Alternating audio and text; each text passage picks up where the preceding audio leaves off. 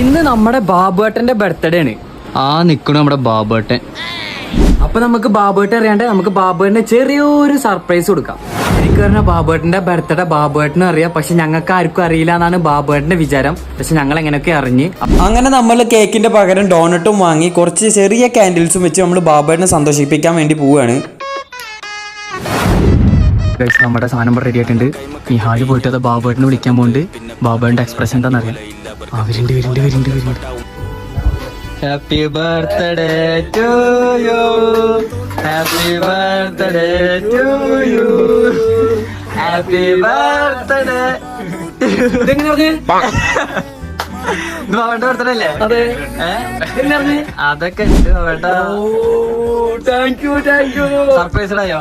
പിന്നെ തികച്ചും happy birthday to U. എത്ര സംഭവം അതെന്താ ആദ്യമായിട്ടാ?